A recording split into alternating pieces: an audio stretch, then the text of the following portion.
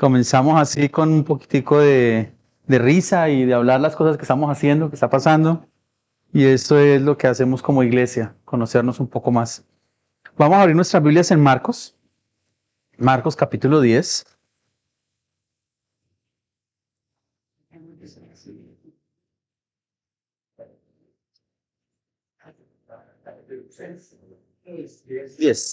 Marcos 10, 17 en adelante.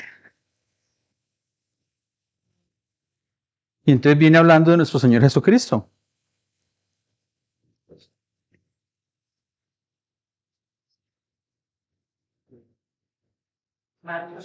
Marcos 10, versículo 17. Sí. Dice, al salir él, o sea Jesús, para seguir su camino, vino uno corriendo. E hincando la rodilla delante de él, le preguntó, Maestro bueno, ¿qué haré para heredar la vida eterna?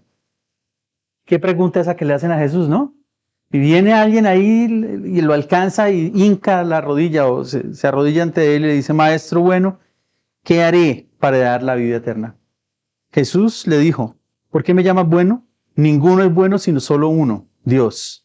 Los mandamientos, ¿sabes? No adulteres, no mates, no hurtes, no digas falso testimonio, no defraudes, honra a tu padre y a tu madre. Versículo 20. Él entonces respondiendo le dijo, Maestro, todo esto lo he guardado desde mi juventud. Y es curioso que Jesús llega al corazón de este hombre. Este hombre le está preguntando, ¿qué puedo hacer para llegar al reino de los cielos? Y Jesús se enfoca en las necesidades de este hombre, pero le habla de los mandamientos. Lo curioso es que habla de los mandamientos que tienen que ver con el prójimo. No le habla acerca de los mandamientos que tienen que ver con Dios. Él entonces respondiendo le dijo, todo eso lo guardado desde mi juventud. Entonces Jesús, mirándole, le amó y le dijo, una cosa te falta, anda, vende todo lo que tienes y dalo a los pobres, y tendrás tesoro en el cielo, y ven, sígueme tomando tu cruz. Pero él, afligido por esta palabra, se fue triste, porque tenía muchas posesiones. Y me gusta la manera en que dice el texto, que Jesús lo miró y lo amó. Y en ese amar le dice el primer mandamiento. Ama a Dios sobre todas las cosas, porque le dice, vaya y venda todo y délo a los pobres. Y la reacción de este hombre que había dicho que seguía todos los mandamientos fue entristecerse en su corazón. Tenía muchos bienes, muchas posesiones, y no había lugar en ese momento para dejar esto y seguir a nuestro Señor Jesucristo. Más adelante, los discípulos están hablando de eso que sucedió y dicen, wow, ¿quién pues podrá ser salvo? Y también la respuesta de nuestro Señor es que todas las cosas son posibles para Dios. Damos gracias a Dios en el día de hoy porque hemos podido soltar, desprender muchas cosas y podemos estar hoy ante su presencia con regocijo, con un corazón renovado para recibir de parte de Dios lo que tiene para nosotros. Vamos a orar. Señor Dios Todopoderoso, amado Padre, te doy muchas gracias, Señor. Gracias por la verdad que tenemos en las manos, por esta verdad que está en tu palabra. Gracias, Señor, por la comunión. Gracias, Padre, porque no es el día, pero es el momento en que nos podemos reunir, hablar acerca de ti, hablar nuestras cosas también, Señor, que nos llenan de gozo, de alegría, o por qué no, en un momento determinado también pudieran llegar a afligirnos lo que estamos viendo que está sucediendo en la actualidad con nuestro país, Señor. Pero sabemos que tú tienes control de todo. Aún en esas situaciones difíciles, tú estás obrando y pronto saldrá a la luz lo que estás haciendo, Señor. Te agradezco, Señor, por estas familias aquí representadas, por lo que vamos a aprender en el día de hoy y te pedimos, Señor, que sea tu gracia llenando nuestro corazón. Oramos en el nombre de Cristo. Amén. Marcos ha adquirido una póliza de seguros muy completa y entonces se siente muy bien. Resulta que esta póliza de seguros cubría su salud, la de su familia, la de todos los que estaban en su vínculo familiar, pero los cubría por un año. Citas médicas, urgencias, hospitalización, exámenes. Fuera de eso también se hacía cargo en caso tal de que tuviera un accidente con el auto o un accidente en el hogar. Estaban muy tranquilos la familia completa. Él estaba muy, muy feliz con esto. Sin embargo, cuando el tiempo pasaba y se acercaba la fecha de cambiarlo, entonces él se ponía nervioso. Dice, ay, ¿cómo así? Ya se me va a vencer la esta, tengo que adelantarme. Resulta que uno de esos años lo cogió un viernes Y cuando llegó a la oficina a cancelar, ya era tarde, no le recibieron.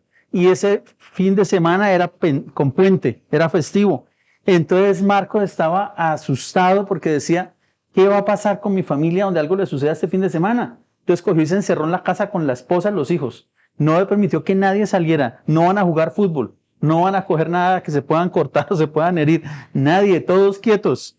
El martes, a primera hora, pidió permiso a su jefe y le dijo, no, yo tengo que ir a pagar algo urgente.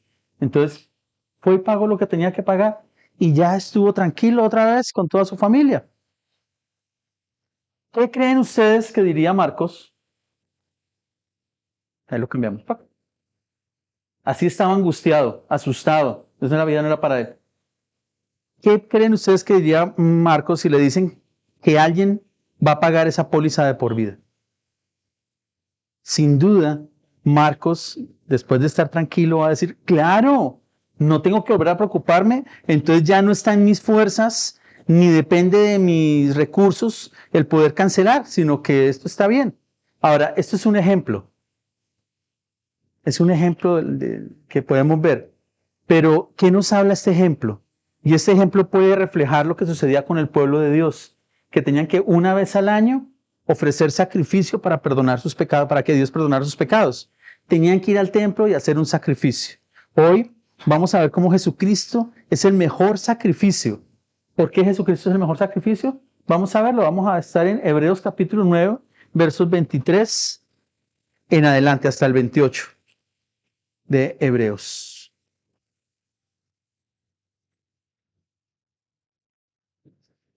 Vamos a orar y leemos el texto juntos. ¿Les parece?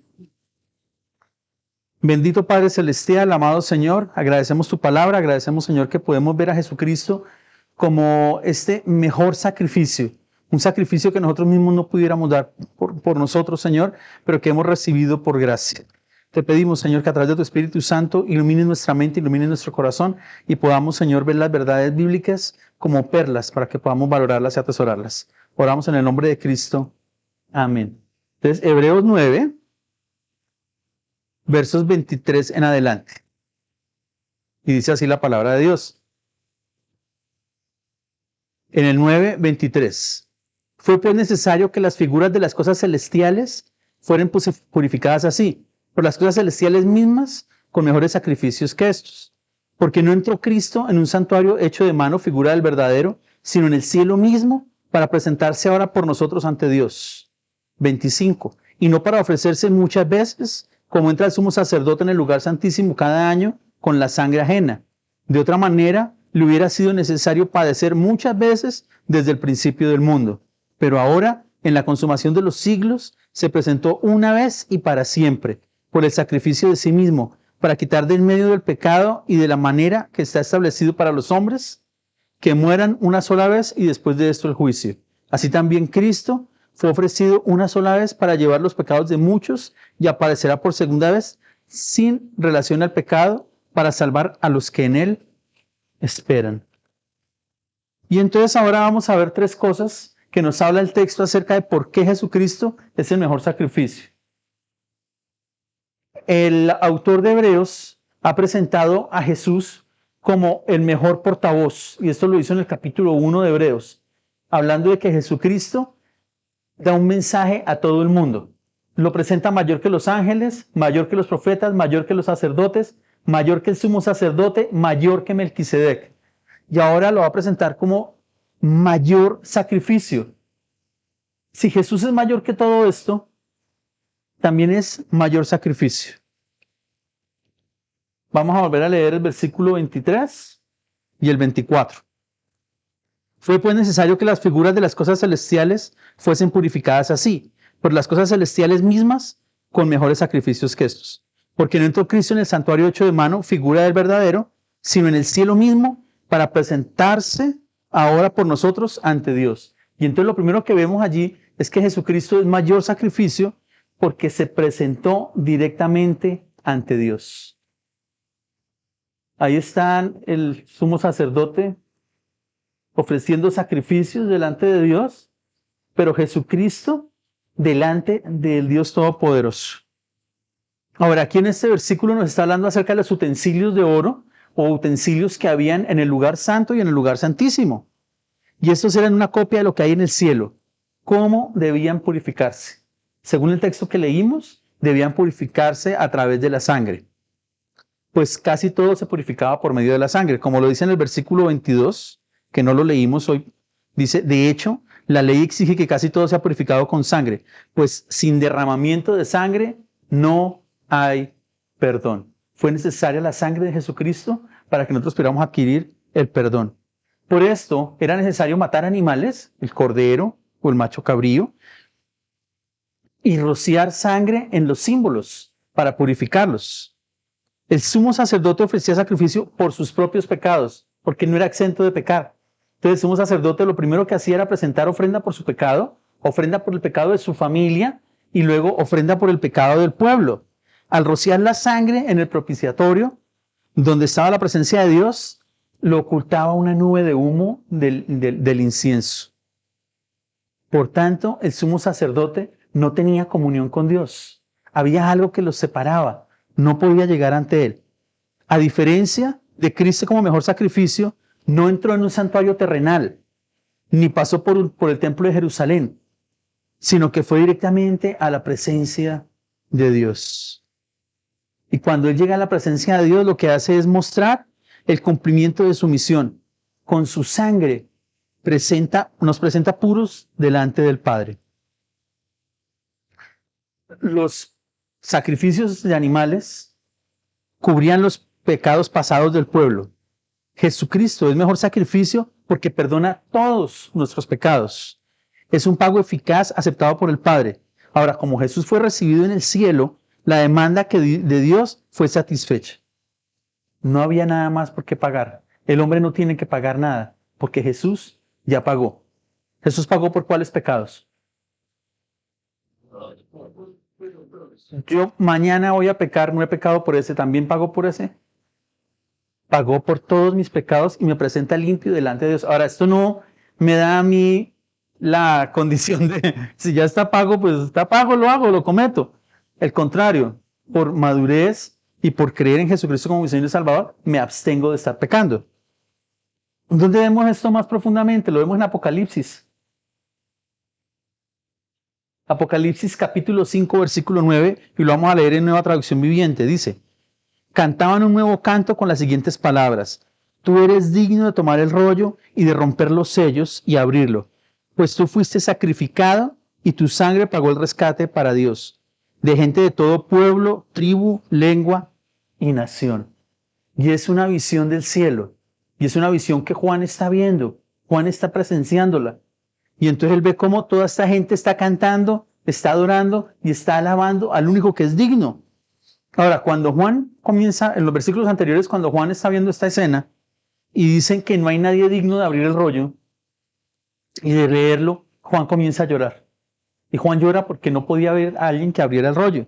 Pero un ángel le dice, óigame, no llore, tranquilo, porque aquí viene el león de la tribu de Judá, el descendiente de David, el que ha ganado la victoria. Y está hablándole de Jesucristo. Y dice, Jesucristo es digno de estar en la presencia de Dios, porque Él fue inmolado por nuestros pecados. Ese inmolar es molido por nuestros pecados. Él pagó el rescate y ahora somos hijos de Dios. Y antes no podíamos ver a Dios por nuestros pecados. Ahora en Cristo somos dignos de orar, dignos de alabar, dignos de poder meditar en nuestro Señor.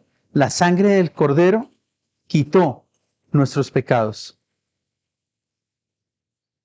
Jesucristo se presentó delante del Padre para darnos salvación, para hacernos justos delante de Él, para romper el velo que nos separaba. ¿Cómo nos presentamos nosotros delante del Padre?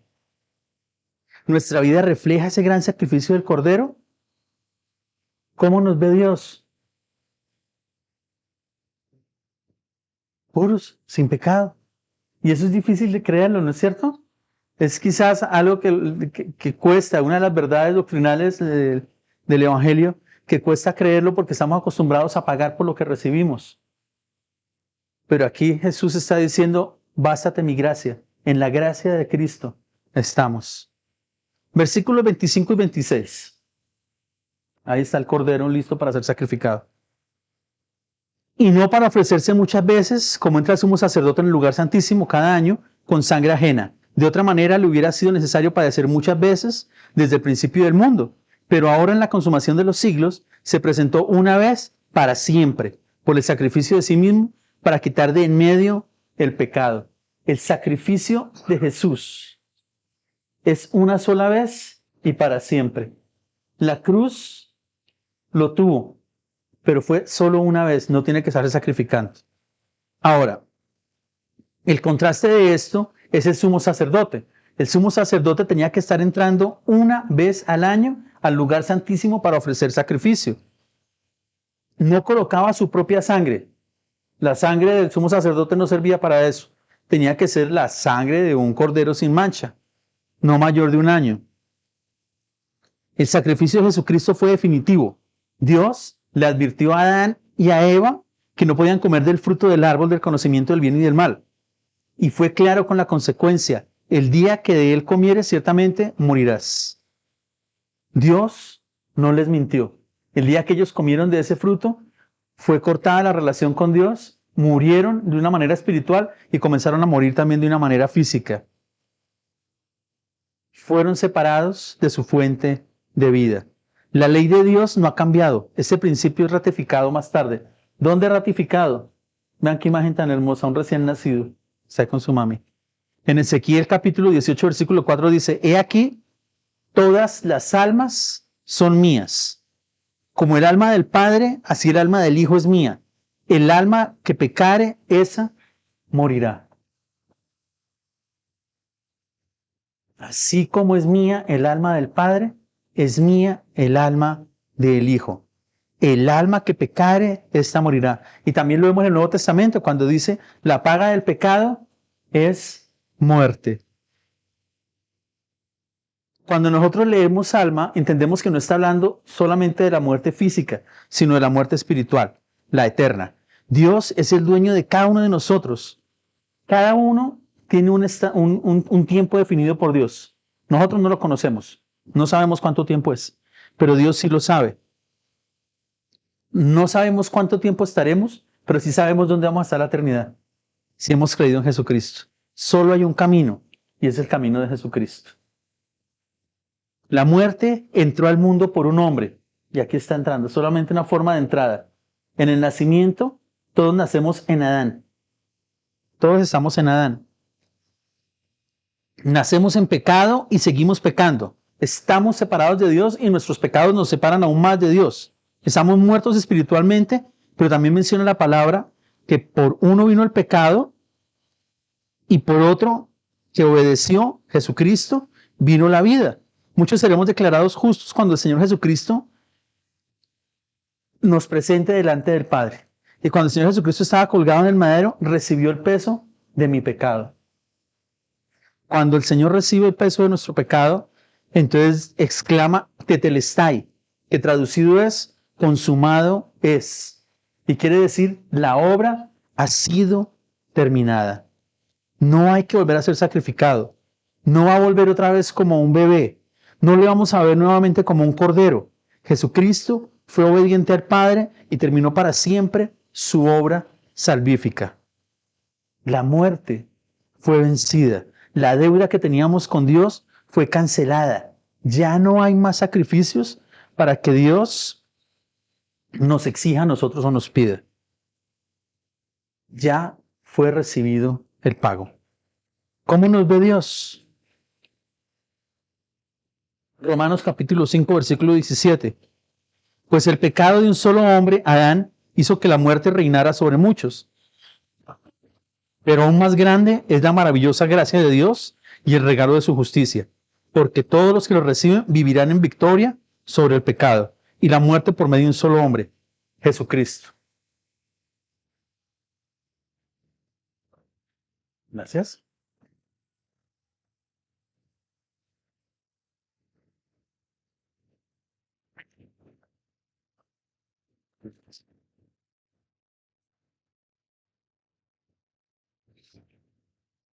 Creyendo lo que dice la palabra de Dios, más grande que la muerte por el pecado es la maravillosa gracia de Dios. Esa gracia de Dios es un regalo gigante de justicia que Él nos da a través de Jesucristo. Está al alcance de todos, pero solo aquellos que obedezcan el llamado del Padre y la invitación del Espíritu Santo a través del Evangelio lo recibirán. Este regalo no es para los que consideran que pueden llegar a Dios por sus propios medios. Este regalo no es para aquellos que consideran que su pecado no los separa de Dios. Este regalo no es para aquellos que confían en sus obras para ser salvos. Al creer en Jesucristo, tenemos victoria sobre el pecado. Hemos sido perdonados por Dios y ya no moriremos espiritualmente. Si hemos creído en Jesucristo como Señor y Salvador, somos portadores del Espíritu Santo. Pero si has creído y el día de hoy no gozas de un triunfo sobre el pecado, pide a Dios que te ayude a salir de esa prisión. Ya Cristo rompió las cadenas que nos tenían atados al pecado. Solo cree. Si prefieres ser esclavo del pecado y no gozar de la nueva vida en Cristo, entonces te invito a reevaluar si has creído. Los cristianos nacemos 2 veces, pero morimos una sola. Ahora, ¿todos vamos a morir? Hebreos capítulo 9, versículos 27 al 28. De la manera que está establecido para los hombres que mueran una sola vez y después de esto, el juicio. Así también Cristo fue ofrecido una sola vez para llevar los pecados de muchos y aparecerá por segunda vez sin relación con el pecado para salvar a los que en él esperan. Y entonces, Jesucristo es mejor sacrificio porque es con promesa. Extra, Cristo viene, arrepiéntete ya. Aquí está mencionando la muerte física. Desde el momento en que nacemos, comienza a correr un reloj en sentido contrario. No sabemos cuánto tiempo estaremos en esta tierra. Dios decretó tiempo para cada uno de nosotros. Al ser llamados por el soberano, no podemos resistirnos. No hay eso de los fantasmas. Eso de que el muerto puede regresar y puede hablar con nosotros. Aunque el cine lo presenta así y muchas congregaciones incluso también lo avalan, uno no es dueño de su alma. Es Dios el dueño del alma. Lázaro estaba dormido, pero su alma no estaba paseándose por todos los lugares. ¿En qué basan para decir que uno puede hablar con los muertos? Se basan, primera de Samuel capítulo 28, versículos 3 al 24, donde Saúl manda a llamar a Samuel que ya había muerto para pedirle consejos sobre una situación que iba a hacer. Cuando estudiamos el texto notamos que Saúl consultó a Jehová, pero el Señor no le respondió a las preguntas que le hizo el rey. Así que hizo llamar a una mujer con espíritu de adivinación. Ahora, esto es diferente. Aquí hubo una posesión y pertenece al orden de Satanás. No había hablado con un profeta o un portavoz de Dios. Y este ya le había dicho lo que podía hablar con Samuel. De hecho, Dios en su palabra prohíbe conectarse o contactarse con quienes hablen con muertos. Deuteronomio 18, versos 10 al 12, primera parte. No se ha hallado en ti quien haga pasar a su hijo o a su hija por fuego, ni quien practique adivinación, ni agorero, ni sortilego, ni hechicero, ni encantador, ni adivino, ni mago, ni quien consulte a los muertos, porque es abominación para con Jehová cualquiera que hace estas cosas. Hablar con los muertos o invocarlos no es un don que proviene del Espíritu Santo, pues el Espíritu Santo no nos va a dar una herramienta que vaya en contra de la voluntad de Dios. Por tanto, esto es del engañador. Y su fin será llenar con mentiras. Recordemos que el mismo Satanás se disfraza como ángel de luz. Hablando de esto de los dones del Espíritu, recuerdo una señorita de la iglesia, una señorita de la comunidad de la iglesia, no de nuestra actual iglesia, de otra iglesia en un país lejano, y ella se acercó a mí y me dijo: pastor, yo tengo un don especial del Espíritu Santo. ¿Cuál don tienes? Cuando yo comienzo a hablar con las personas, yo comienzo a ver que les salen letreros con los pecados que ellos están cometiendo. Entonces yo comienzo a hablar con la persona y sale mentiroso, chismoso, lujurioso. Y yo me quedé como, un momento, el Espíritu Santo o la función del Espíritu Santo es mostrar los pecados de los demás. Eso lo hace el acusador. Sí es cierto, ella podía ver eso en las personas, pero no era un poder del Espíritu Santo. Había una situación de Satanás que estaba trayendo culpa a las personas y estaba mostrando los pecados de algunas personas de la iglesia. No era función del Espíritu Santo, era función del acusador. Y entonces, ¿por qué algunas veces hemos visto un muerto? Si no existen los fantasmas.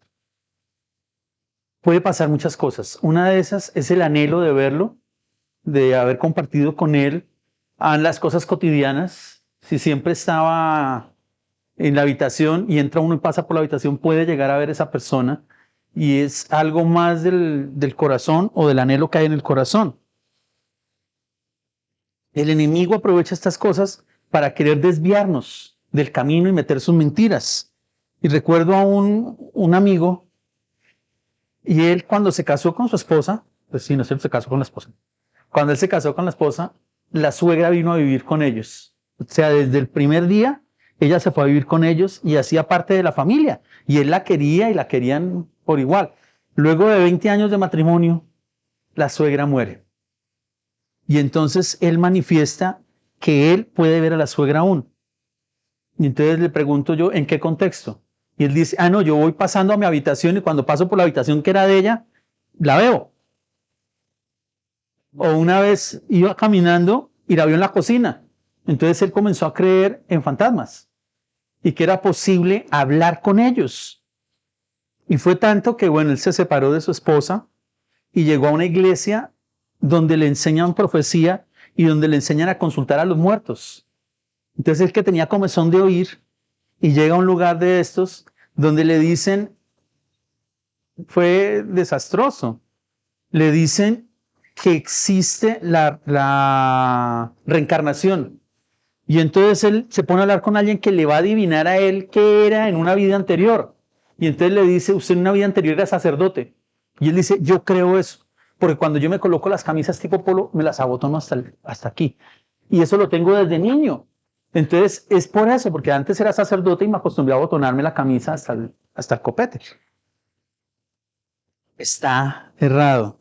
Y el enemigo lo está llevando y lo está sepultando. Volviendo al texto, menciona que iremos a un juicio. Sabemos que nuestra deuda ha sido saldada, que no hay ninguna condenación para los que están en Cristo. Entonces, ¿a qué clase de certamen iremos?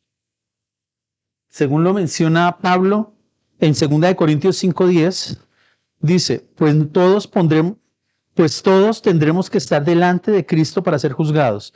Cada uno de nosotros recibirá lo que merezca, por lo bueno o lo malo que haya hecho, mientras estaba en el cuerpo terrenal. Pablo hace una comparación de las justas deportivas y presenta un juicio como si estuviera en un podio de premiación. Al atleta que ha sido esforzado recibirá una corona. Al decir que será juzgado lo bueno y lo malo que hicieron, no se refiere a pecados, sino a nuestra a nuestra vida cristiana. Podemos verlo como actividades que hicimos para Dios, pero también se está premiando o se está evidenciando lo que hicimos para el Señor, pero también la motivación con la cual lo hicimos. ¿Cuál fue nuestra motivación? Cuando el sumo sacerdote presentaba el sacrificio el día de la expiación, todo el pueblo estaba pendiente.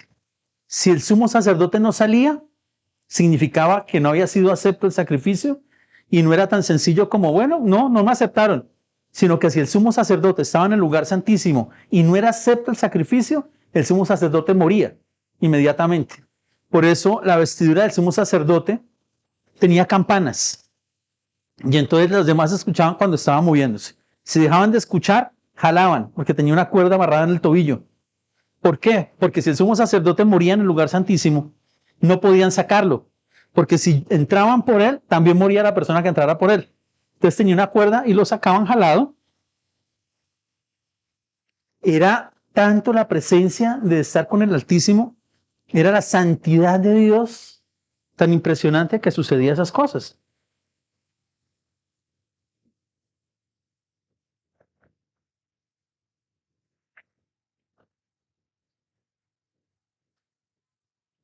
Jesucristo se presentó al Padre como sacrificio por nuestro pecado. Y este sacrificio no fue en vano, pues Dios mismo lo resucitó entre los muertos. Los discípulos fueron testigos de esto y luego ellos lo ven ascender al cielo. Y estaban ansiosos los apóstoles y los discípulos mirando cómo el Señor ascendía. Y entonces vino alguien de blanco y les dijo, ¿qué ven? No, mirando cómo el Señor está ascendiendo al cielo. Y dicen, pues así como lo ven subir, también lo van a ver bajar. Porque el Señor Jesucristo regresa, la muerte no le venció. Jesucristo es mejor sacrificio porque tiene una promesa de regresar. Ya no para ver el pecado, ya no para la muerte. Viene por su gloriosa iglesia, la cual hacemos parte tú y yo. ¿Cómo va a ser esto? Lo dice en 1 Corintios capítulo 15, versículos 50 al 57. Lo que les digo, amados hermanos, es que nuestros cuerpos físicos no pueden heredar el reino de Dios. Estos cuerpos que mueren no pueden heredar lo que durará para siempre. Mis hermanos, somos débiles, pero en estos cuerpos débiles reposa el Evangelio de Jesucristo, la gracia de Dios. Verso 51. Pero permítanme revelarles un secreto maravilloso. No todos moriremos, pero todos seremos transformados. Sucederá en un instante, en un abrir y cerrar de ojos, cuando se toque la trompeta final. Pues cuando suene la trompeta, los que hayan muerto resucitarán para vivir por siempre. Y nosotros, los que estemos vivos, también seremos transformados. Verso 53. Pues nuestros cuerpos mortales tienen que ser transformados en cuerpos que nunca morirán. Nuestros cuerpos mortales deben ser transformados en cuerpos inmortales. Entonces, cuando nuestros cuerpos mortales hayan sido transformados en cuerpos que nunca morirán, se cumplirá la siguiente escritura. La muerte es devorada en victoria. O muerte, ¿dónde está tu victoria? O muerte, ¿dónde está tu aguijón? Pues el pecado es el aguijón que termina en la muerte. Y la ley da al pecado su poder. Pero gracias a Dios que nos da la victoria sobre el pecado y la muerte por medio de nuestro Señor Jesucristo. Tenemos esperanza de ver nuestro Redentor y junto con Él a todos los que han partido a su presencia, para nunca más morir. Jesucristo es el mejor sacrificio porque se presentó delante de Dios, se ofreció una sola vez y para siempre y tiene promesa de regresar por nosotros. ¿Cuánto me gustaría cuando el Señor Jesucristo regrese estar así como las hormiguitas, trabajando, sirviendo para el Señor? Y entonces,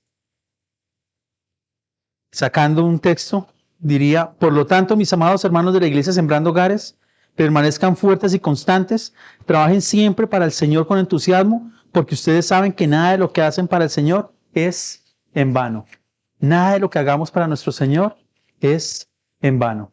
Cumple una función. Vamos a orar y damos gracias a Dios por el texto.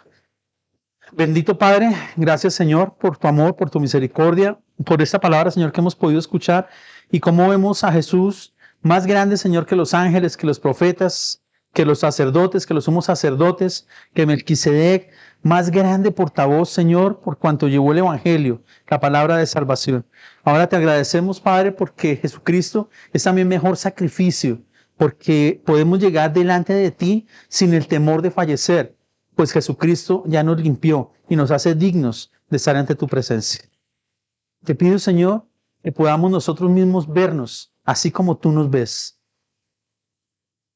Que esto no sea, Señor, un aliciente para pecar, sino por el contrario, algo que nos guíe a vivir de la manera que tú quieres, Señor, que vivamos. Oramos en el nombre de Cristo. Amén. ¿Y qué significa ese dibujito que está ahí? ¿Qué ven ustedes ahí? Ah, la cena. Tenemos la Santa Cena.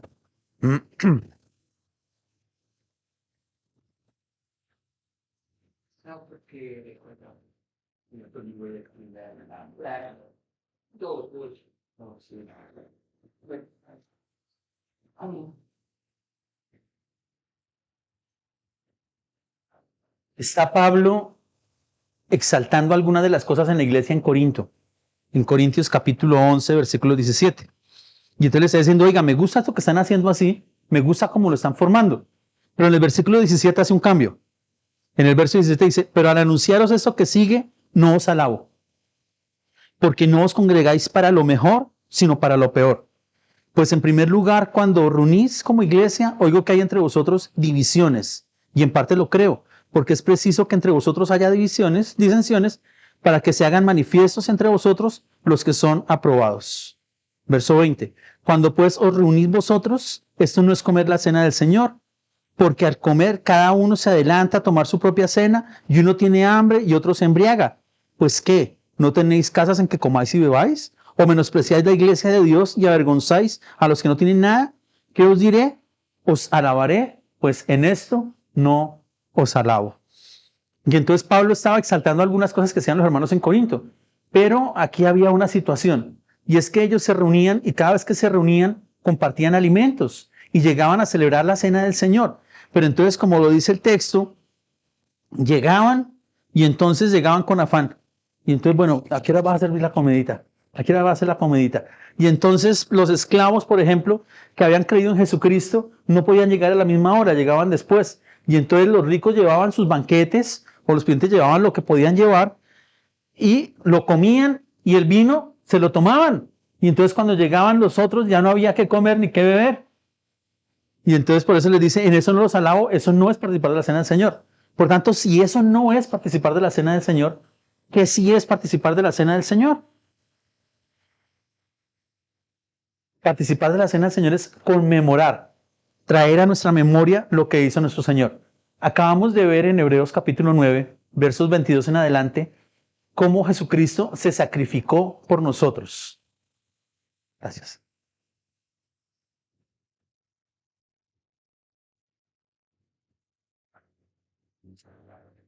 Y entonces menciona, y lo que leímos y lo que aprendimos hoy, fue acerca de ese sacrificio que hizo nuestro Señor a favor nuestro y cómo fue recibido en el cielo.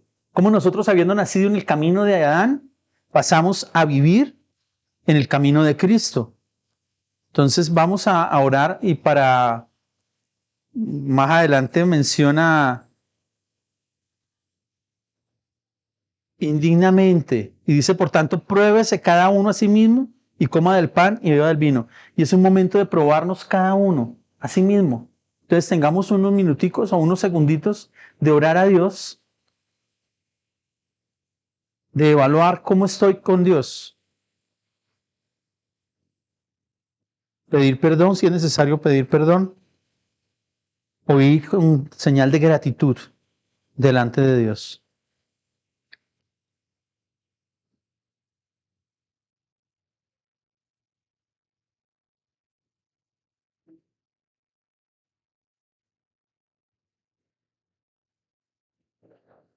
Ahí en tu mente reconocer lo grande de Dios,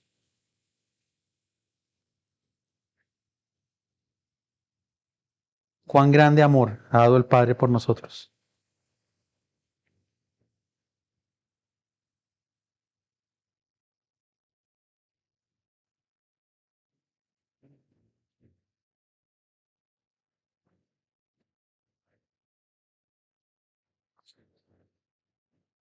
Bendito Dios, nos queda más, Señor, que seguir dando gracias.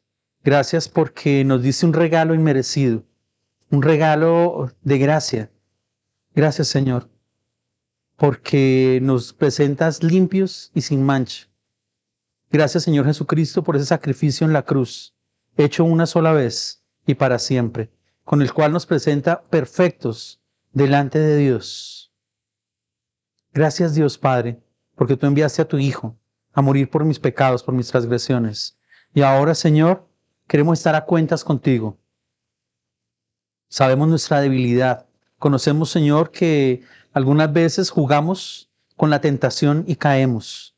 Otras veces, Señor, confiamos en el Espíritu Santo, nos levantamos fortalecidos y evitamos, Señor, caer. Te doy gracias por esto, Señor. Ahora también, Señor, te queremos bendecir los elementos, dar gracias, Señor, por el pan que simboliza tu cuerpo, molido por nuestros pecados. Agradecemos también la copa, que representa la sangre, tu sangre, Señor, que fue derramada para limpieza de mis pecados, tu sangre que fue presentada como sacrificio único por mis pecados. Gracias, Señor, por esto. Oramos en el nombre de Cristo. Amén. Y dice Pablo, porque yo recibí del Señor lo que también os he enseñado, que el Señor Jesús, la noche que fue entregado, tomó pan, y habiendo dado gracias, lo partió y dijo, tomad y comed, este es mi cuerpo, que por vosotros es partido. Haced esto en memoria de mí. En memoria de nuestro Señor, comamos del pan.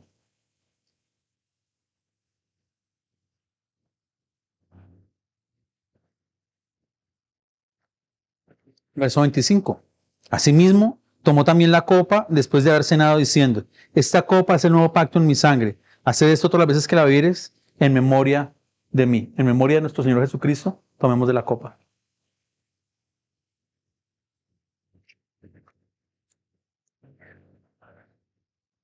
Así pues, todas las veces que comieres este pan y bebieres esta copa, la muerte del Señor anunciáis hasta que Él venga. Anunciamos la muerte del Señor Jesucristo. Murió para librarnos de nuestros pecados, pero hay una esperanza de vida eterna. Así como el Señor subió a los cielos, descenderá por nosotros, por su iglesia, y cambiará este cuerpo corruptible en un cuerpo incorruptible. Vamos a dar gracias a Dios por todo esto. Bendito Señor y Dios, te damos gracias, Padre, por comprender la grandeza, Señor, de ese sacrificio de nuestro Señor Jesucristo. Gracias, Padre, porque era el plan que tú tenías, no tuviste que hacer un plan B. Era el plan, Señor, desde Génesis, que cada uno de nosotros creyera en el sacrificio de nuestro Señor Jesucristo. Que cada persona, Señor, supiera que se necesita un sustituto por el pecado. Gracias, Padre. Ahora te agradezco por esta iglesia, por cada uno de los miembros, y te pido, Señor, por la semana que viene, para que sea rica, llena de bendiciones, Señor, pero bendiciones para compartir tu palabra. Oramos en el nombre de Cristo. Amén.